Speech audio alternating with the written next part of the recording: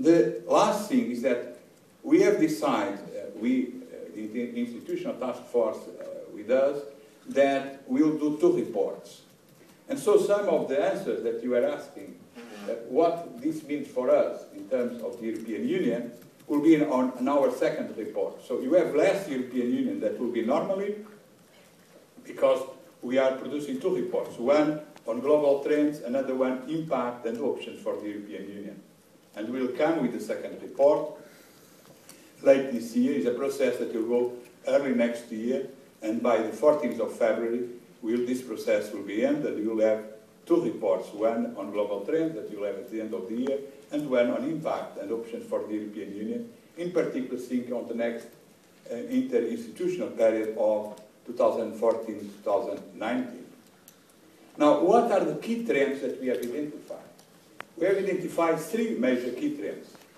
The first key trend is what we are calling empower of the individuals, and with 2 major implications. A trend to more convergence, we are calling it common humanity, more a growing consciousness that we are living in the same earth and that we share the same challenge and we share many of the same values, but also this greater convergence is creating enormous expectations gap, and this has a number of implications that I will come to that later. The second trend that we have identified is that there will be, and there is happening, greater human development. A lot of people are coming out of poverty, and this is, of course, a very important trend. We have seen this rise of middle class all over the world, in particular in Asia, but also in Latin America, even in Africa, and by 2030, Africa will start growing in a clear way, also middle class growing in Africa. So also a lot of African citizens coming out of poverty, but still there will be poverty in many places of the world, enormous inequality that is not in the title. We cannot put everything in the title, if not, the title will not end, but a lot of inequality. There will be climate change. There will be, as a consequence of the growth and also of climate change, more scarcity and interstate violence. And these are major challenges to greater human development.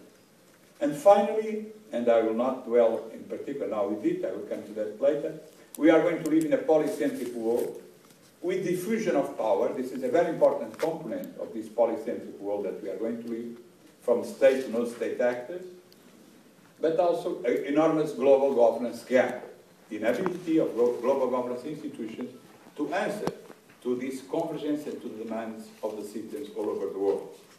Now let me go to the first of the trends. It is a trend of empower of the individual and a growing sense of common humanity, but also a growing expectations gap. There are 4 fundamental drivers, in our opinion. We can certainly in the discussion find other drivers, but there are 4 fundamental drivers that explain why people are being empowered. The first of them is the extraordinary rise growth of middle class.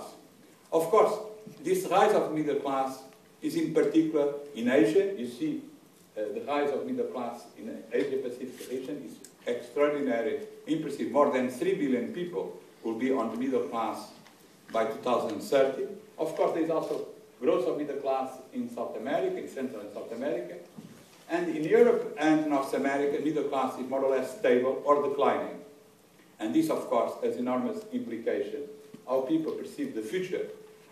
People sometimes tell me, you are too optimistic with this report. And I say, my answer is simple. I am too optimistic because I'm placing myself somewhere on the border between India and China. If you are on the border between India and China, you look at the future, of course the future is much more brighter than it was the past. But if you are elsewhere, there are parts of the world where you'll be more pessimistic. You know, if you are in the streets of Greece or Madrid, or even in New York, perhaps things are not as optimistic as you are if you look at the future from somewhere on the border between India and China, because when we look to the future of 2030, this is the main area of the world if you look to the extraordinary rise of middle class. Now, in China only, to give you a figure that is very important to understand how important is this rise of middle class, as it's defined in our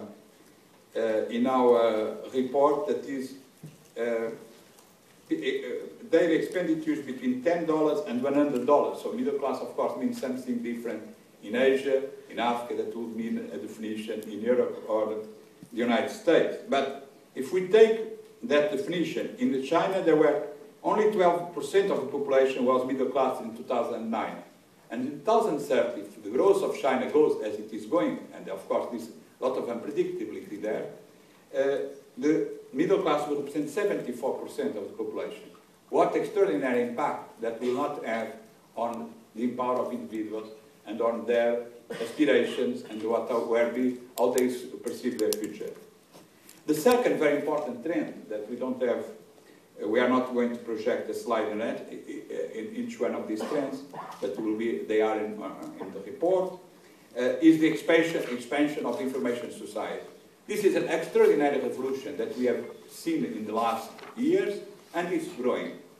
In 2000, there were only 5.9% of the people in the world had access to internet. In 2010, it is around 27.8. In 2030, there will be more than 50% of the world population with access to internet. So this has an extraordinary impact on the power of the individuals in two senses. Not only because they get more information, but also because they produce information. That's the real new trend, is that people are not just receiving information, they are more and more active in producing information. What in our report we call citizen journalism is this tendency of people that want not just to be receiving, but also producing, participating. This is extraordinary and very important trend to understand the future. Of course, this interconnect world has a lot of problems in terms also of this information. And there are, in a number of countries, states are more concerned how to control communication, how to control information, than to providing freedom of access. And this, of course, is a major contradiction of the future.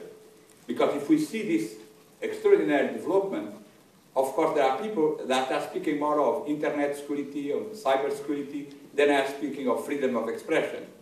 And so these two trends are there. And of course, also, this extraordinary control, this extraordinary capacity of information also makes some thinking more on controlling information. And also all this problematic of customization, creating close communities, as we see more and more, look to ourselves. When now we buy a book on Amazon.com, we will receive the information that people bought your book, bought this, that, and that. That's what we are calling customization. It's creating close communities, so people receive only the information they are looking for. And that, of course, is also a trend that we should take in consideration. Now, the third very important dimension of empower of individuals is the near universal access to education. Of course, for people to have access to information and to produce information, they need to be able to write and to read. And this is a tendency, a very important tendency. In 1990, 73% of the world population was on literacy, was able to read and to write. This figure jumped to 84% in 2010, and by 2030, more than 90% of our population will be able to write and to read. Of course, this has an impact. That should be contributes to this empowerment of individuals. And finally, last but not least, is this extraordinary transformation on the role of women in our societies.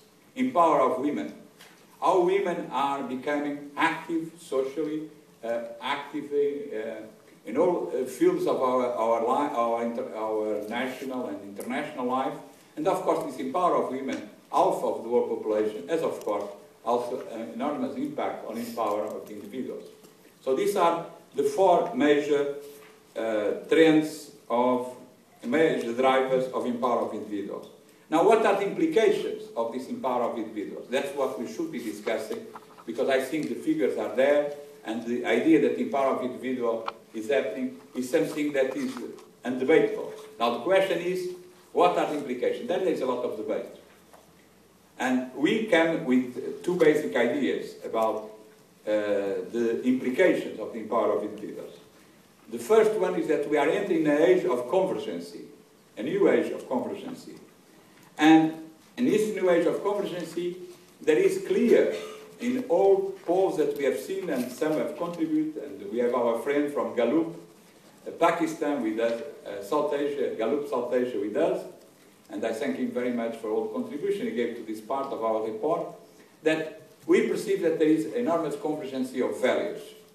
When you ask people, and this is the World Value Survey has made these polls from 2004 to 2007, because they do it through a long period of polling to come to a conclusion, you see that when people are asked what is the best political system for them, they consider that democracy all over the world is the best political system, or it is fairly good system. Now, if we look to this, there is a very interesting thing on this projection, on this slide, is that you look to the countries where this was higher in 2007. And you see Egypt, I cannot see, Morocco, and I think Indonesia there. But if you say Egypt was the country where people were asking more, were saying more strongly that democracy was the best political system for them, you can understand better what happened in Egypt. And this was clear for many of us who have been dealing with Egypt for years, that there was in Egypt, as in many parts of the world, a real demand for democracy. Now, the World Value Survey also established a very interesting link between economic development and sharing values of self-expression. They have made a number of polls on this topic, and they understand, and it's very clear, this is not new, that people who are more in power, who have more capacity, who can read and write, and they are not more concerned just coming out of poverty. They start having other aspirations. And in particular, they have an aspiration to self-expression. When you say democracy, I think it's more correct by our discussions all over the world to say desire of participation. People want to participate. People want to be involved in the decision process. They want to be heard. And this demand for participation is so strong that will influence all political systems. I would say that this, of course, has an impact on democratic systems where participatory democracy will become more important, and citizen journalism, as I said, and political parties also calling for a greater connection with social networks and citizens movements, but also authoritarian regimes. We are going to see authoritarian regimes, in my opinion, even more important to participation. And we can move to a kind of authoritarian participatory systems, or we could call liberal authoritarian regimes, liberal dictatorships, where the dictatorships themselves confront with this growing demand for participation, will try to find channels to allow people to participate short from democracy and for political reform that will bring democracy to their countries. Can they succeed on that? We don't know, but that will be, I think, a strong tendency. Now, if we look not only to the World Value Survey, but for instance for the Gallup work that I have referred, we understand that 4 in each 5 worldwide consider democracy as the best system all over the world. It's a slightly different result of the World Value Survey, but it's also a very encouraging result about democratic values and the widespread of democratic values. And of these, 75 in Asia. And this is true across all cultural and religious groups. And I have said, we have said in the report that we are going to a world that I'm calling it a post-Huntington world, where people will not believe anymore that there is a link between democracy and a given cultural and religious group. And this is very clear in our trips, as we made this report going all over the world. We went to Asia, and we have not heard nobody speaking about Asian values as being opposed to democratic values. This was very present in debate in the past. If you go to Asia, people say, we have an alternative to democracy, it's the Asian values. Today, the Asian values are still there very strongly, but then they are not perceived as an alternative to democracy. A last, very important, and I think perhaps for me it was the thing that I have learned more through these trips and these debates, is that for people today in the world, there is no contradiction between the affirmation of their cultural identity and the democratic system. They consider, as I heard in Cairo and in China and elsewhere, that openness, democracy, is the best way to affirm their cultural identity. If you are an Egyptian today, you want democracy, but you want to be Muslim, you want to be Arab, you want to be Egyptian. And this, for them, there is no contradiction. No, they say the authoritarian regimes was more difficult to affirm our identity in an authoritarian regime than it is on a democratic regime. And this is very important for us to understand the future of the world. Now, if I move to the other implication of this, is that there is common concern, the convergence of concerns. In particular, climate change comes very strongly in all surveys. In our meetings all over the world, more than climate change is environment that is at the heart of the concerns. But that's natural, because that has to do with everyday life of people, where they live and their quality of life. Now, another very important implication is an expectations gap, because this rise of the middle class is putting pressure on the regimes to answer to their demands. And the regimes have a lot of difficulty to answer to these demands.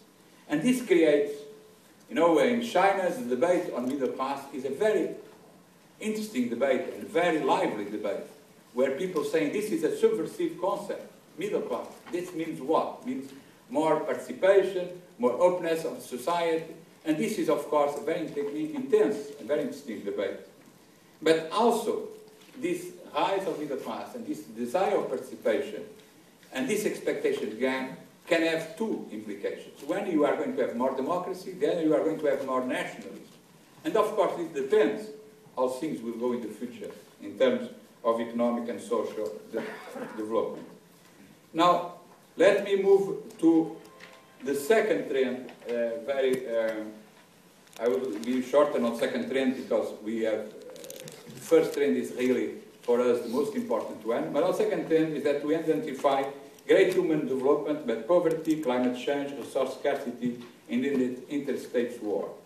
It was already said that human development is there, and there is a rising of middle class and people coming out of poverty. I'm not going to dwell with this in particular. I want just to highlight what we consider the major challenge to this human development. And the major challenge to human development in our, of course, are the economic crisis, the social unrest that they create. This is at the heart of the concerns. But in particular, climate change can have an extraordinary impact on human development. If the global demand of energy until 2030 will increase for around 33% as it is forecast, according to the International Energy Agency, if there is no change in the way we produce energy, there will be an enormous increase on global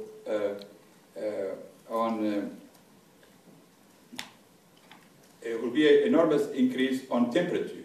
And this increase in temperature can arrive to 6 degrees by 2100. So we are in a period of increase of global warming and at the same time of energy consumption. And the major impact of this global warming, in our opinion, is on water. Is the impact on water scarcity. And we have on this map the projection that shows the areas of the world where there is more water stress. And this is in particular in China, South Asia, and Sahel. And this, of course, this is an enormous impact on food scarcity, and this creates enormous problems to well-being. According to the World Bank, by 2025, 1.4 billion of people across 33 countries would suffer from water scarcity. Today is around 600 million people in 21 countries. So we can see how this can increase water scarcity. But the impact will not be only on water scarcity and food scarcity. There will be also enormous political and security consequences. In particular, we are very concerned when we look to the future on the relations between China and India. Because the relations of China and India, as they will be the two giants of 2030, will define how we will live in a peaceful or in a more insecure world. And in that border between China and India, the problems of water scarcity can have terrible consequences. We have heard all the debate in China and India about rivers from China coming to India that are being deviated by the Chinese, and what can happen in terms of water there, and also on the relations between India and Pakistan. The question of the water is very much at the heart of the disputes. At the same time, we have a green revolution. Can the green revolution cope with this extraordinary demand of energy that is there with the growth of economic growth that is happening? We don't know. We know that there is today all over the world a great effort on green technology. This is certainly the case also in China. And in China it's not only government policy, but also is there is strong social movement asking for green technologies and better environment policies. So we are in a world that has a lot of challenge to human development. And also, we say in the report that the likelihood of state wars is going down, and that it's very unlikely wars among major states, big states. But the likelihood of interstate wars is growing. And this, of course, is linked to the other trends of water scarcity and food scarcity and so on. And also the rise of nationalism and extremism because of the expectation gap. So we can bring all this together. I don't have the time, but we can bring all this together to understand how these factors are working in relation to each other. Now let me end with the major, very important trend now looking to more the role of the states in the international system, is the question of how we are moving to a polycentric world with a growing expectation gap. We understood by the report that the world of the future is not going to be multipolar as we thought. Multipolar world of big powers balancing each other, 5 or 6 major great powers, is not to be in the world of the future. The world of the future will be a polycentric world, let's say, with a multiplicity of actors, being big powers, being middle powers, being no state actors. And this multiplicity of actors is what makes governance more difficult, and that's why we are speaking also of a governance gap, but also explains this extraordinary shift that we are seeing. There is 4 or 5 drivers of this polycentric world. The first of one is the distribution of economic power. And when people speak of polycentric world and shift to Asia, they're essentially speaking about a shift of economic power towards Asia. And this shift of economic power is very clear on this charter, and we see all projected going in the sense that China will be the #1 economic power of 2030. Of course, there's a lot of unpredictability on this. Things can go wrong in China as elsewhere, and of course, China can eventually not be the first. But as we are looking to present trends, the present trend is that China will be the #1 economic power of the world, the United States the second, the European Union the third. The European Union is not so far from the United States, and this is a relative decline of the European Union. I think this is very important to understand.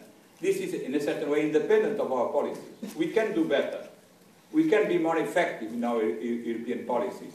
But we cannot preclude the fact that the rise of the others means a relative decline of the European Union. This is independent of policies. Also, Brazil will decline relatively, even if Brazil is growing. So, I think the good example is Brazil, because Brazil is growing and will decline relatively in terms of economic power because of the growth, the very fast growth of Asia.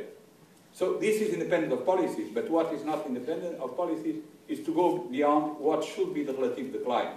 That would be a real decline beyond what normally it should be our decline, taking into consideration the rise of the others, the relative decline. Now, this is the first, perhaps. Of course, demographic change play a very important role on this. And if we bring all this together, international futures, and we have here the Atlantic Council that has been banning with us, has been very active in producing this projection, have developed this idea of material power to try to understand where we will be. And on material power, I think it's quite interesting that, of course, China will still be the first, India is rising, but the European Union is declining much less on material power than it is on economic power. And this explains a number of potentials of the European Union, because on the material power, it's very important GDP per capita and also technological, scientific capacities of a given region country. And, but still, Banning, I would say that this is not enough. This material power projection to understand where we'll be. Because there are other factors that are not taken in consideration by material power. Here, this takes in consideration economic power, population, GDP per capita, and technology. I think there are, we know that there are other factors that are very important. One is, of course, soft power, the capacity of attractiveness. And there is also projections that we'll put in our report, quite interesting, done by BBC, that shows that the European Union has a lot of soft power, as the United States. And so all they will be able to combine soft power, material power, will be very important. And I'm thinking of Japan, because I think our Japanese friend, all the soft power of Japan also is very important, even if there is a relative economic or a relative economic decline. Now, soft power will matter a lot, and is missing on this. As it is missing, and it's very difficult, almost impossible, to put in a charter leadership, political leadership, capacity to lead, capacity to understand the world. And that, of course, is very difficult to bring in any charter, and that's why we need to have a much more, complex, much more well-thought understanding of the tendencies to understand where we are going and who will be influencing the world in the future. We think that still, certainly, we will be a world that is concentrated on Asia, but still, Europe and the United States will play a very important role, in particular the United States, if it goes beyond the present crisis. There is a lot of uncertainty when we do these things, because uncertainty about China. Will China rise more than 8% in the next decades? Nobody can say it in a clear way. And if it goes beyond 80%, what will be the impact of China growing less than 80%? Will the United States, post-Obama, still be a multilateral power and will still be able to lead multilateral solutions for global problems? Will the United States go beyond the present financial crisis, economic crisis? How will Europe come out of the euro crisis? All these are unpredictabilities and very difficult to put in any charter, impossible, and of course the future will depend a lot of our policies. Now, let me move to the last bit of the polycentric world, that is the fact that we perceive that this, as I said, will not be just a states war. It will be a war where no state actors and sub-regional actors will play a very important role. And no state actors, that of course is also empowered by this growing middle class that will be more involved in civil society activities. No state actors and regional actors and cities will play a very important role. We have here a projection of cities because we consider that cities will be a great center of political and economic life in 2030. If we look to the enormous concentration in cities of more than 20 million people in Asia, and all concentrated around the same area, you can understand better why megacities will be not only a center of power, a center of influence, a center of economic development, but also a center of problems, with urban violence becoming a much more important topic in that period. Now, all this together, what brings to governance? To global governance, all this together brings a lot of challenge. Because now on global governance, you need in 2030, in the years ahead, to be able to integrate a very diverse number of actors. And actors with different agendas. The only thing I would like to say to conclude is that the international agenda that was shaped and decisively by Europe and the United States in the last decades, or more than decades, for more than a century, is going to shift. And what is going to be the new agenda? That's the big question. Because of certainly the rise of China, India, and Brazil will shape the international agenda. Today, it's not clear how they perceive the future and what kind of global government they would like to see. It's clear that they want more role for the United Nations, but the initiative that we'll see is more the G20, is this hubs, and I have the conviction, and I close with that the G20 is the last attempt by the West to lead. Is the last Is a Western initiative more inclusive than the past initiatives, that takes more in consideration the change that took place in the world, that takes in consideration more that we are in a polycentric world, but is not yet what will give real power and influence to this shift in power that we have seen from the West to the rest, as we say. And this, of course, should be, at the heart of this, should be the United Nations. But is it possible a real reform of the United Nations? Is it possible to reform the Security Council to integrate the new actors, as it should, in order to be a more inclusive system? This is an open question. We don't have a clear answer for it. We think it's going to be very difficult to reform the United Nations in order to respond to the shift of power.